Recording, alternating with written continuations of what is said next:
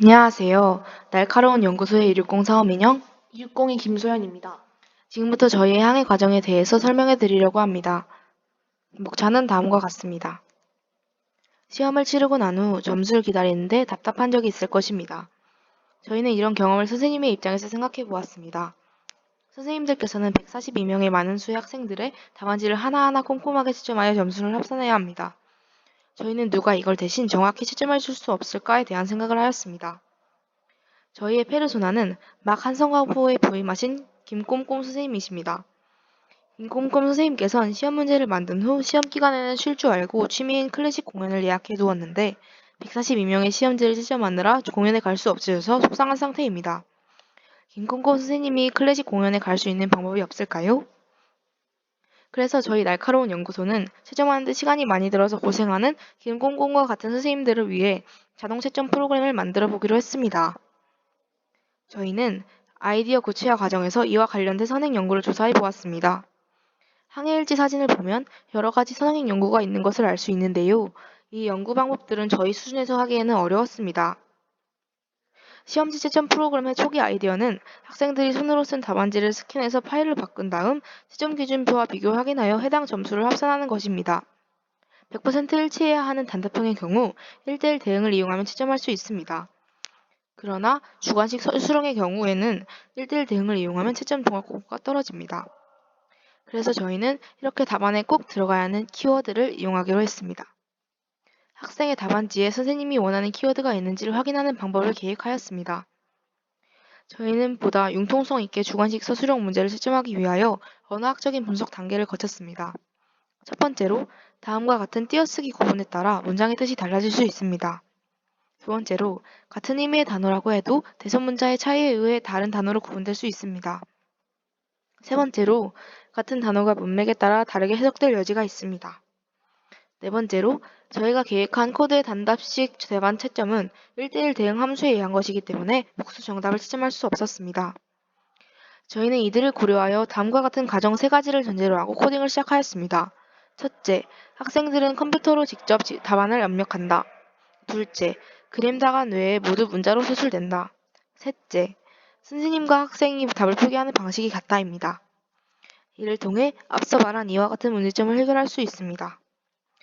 다음으로 저희의 항해 경로를 안내하겠습니다. 5월 17일 주제 선정부터 6월 10일 피드백 과정으로 끝났습니다. 코드를 테스트해보기 위하여 샘플 데이터를 만들었습니다. 먼저 선생님의 생명과학 실험 답안지 데이터입니다. A열은 문제 번호, B열은 선생님이 만든 답안 키워드입니다. 슬래시를 기준으로 키워드를 입력하였습니다. C열은 문항별 배점에 대한 데이터입니다. 다음은 임의로 생성한 2604 김소연의 답안지 데이터입니다. 이 두 데이터 모두 쉼표를 기준으로 분리하는 CSV 파일로 저장합니다. 저희가 완성한 자동 채점 프로그램을 소개해 드리겠습니다. 먼저 선생님이 만든 생명과학 실험 파일과 학생이 입력한 2604 김소연 파일을 불러옵니다. 생명과학 실험 답안 파일에 대하여 answer, number, score 리스트를 생성합니다. 각 리스트는 문항별 답안, 문항 번호, 문항 점수에 대한 리스트입니다. CSV 파일의 각 열에 대해 0열은 문항 번호, 1열은 답안 키워드, 2열은 문항별 배점에 대한 데이터입니다. 따라서 각 데이터를 각 리스트에 추가해 줍니다. 그리고 그림 문제의 경우 선생님은 답안을 그림 문제라고 입력해야 합니다.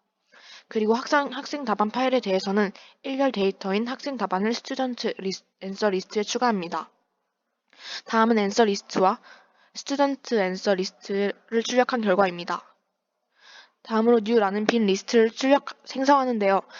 선생님 파일의 답안 파일에서 키워드가 슬래시로 기준으로 입력되어 있으므로 슬래시로 스플릿하여 new에 추가합니다. 출력 결과는 다음과 같이 각 문장의 키워드가 한 리스트로 묶여서 나타납니다. 임의로 5번 문항에 대해 각 리스트의 원소를 출력한 결과입니다. 선생님 답안과 학생 답안의 길이가 같기 때문에 각 문항에 대한 정보는 리스트에서 같은 순서에 위치하게 됩니다. 다음은 본격적인 코드입니다. 채점에 필요한 점수, 오답, 그림 문제 리스트를 생성합니다. 또한 초기 정수값은 0으로 지정하여 맞을 때마다 점수를 더해줍니다. 한 과목의 모든 문항에 대해 채점해야 하기 때문에 0부터 len student answer 사이의 숫자 제에 대해서 채점을 반복해야 합니다. 같은 문항에 대한 정보가 간 리스트에 같은 위치에 저장되어 있기 때문에 학생 답안의 제2번째 원소를 텍스트, 문항 배점의 제2번째 원소를 SC라고 정의해 줍니다.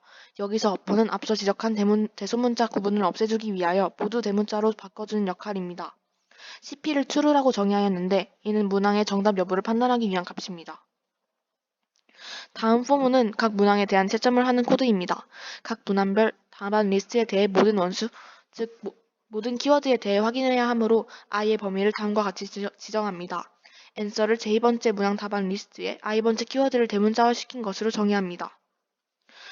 if문을 사용하여 answer가 텍스트에 포함되어 있다면 cp는 여전히 true 값입니다. 하지만 answer가 텍스트 안에 포함되어 있지 않다면 cp를 false로 정의해 오답 처리합니다. 그리고 오답 리스트에 문항 번호를 추가해 줍니다. 키워드를 하나라도 빼먹으면 오답 처리할 것이므로 브레이크를 걸어줍니다. 또한 answer의 문자열이 그림 생략과 일치한다면 그림 문제를 뜻하므로 그림 문제 리스트에 문항 번호를 추가합니다. 각 문항의 모든 키워드에 대해 이 과정을 반복하고 난 후에 cp 값이 여전히 true라면 정답을 뜻합니다. 그러므로 점수의 문항에 대한 배점을 더합니다. 보다 많은 정보를 제공하기 위하여 다음과 같이 출력합니다. 샘플 데이터에 대한 출력 결과는 다음과 같고 저희가 채점한 점수와 일치하였습니다. 저희는 만든 코드를 세 분의 선생님께 보여드려 피드백을 받았습니다. 먼저 생물과의 임수진 선생님께서 피드백해주신 내용입니다. 두 번째로 물리과의 이몽원 선생님께서 피드백해주신 내용입니다.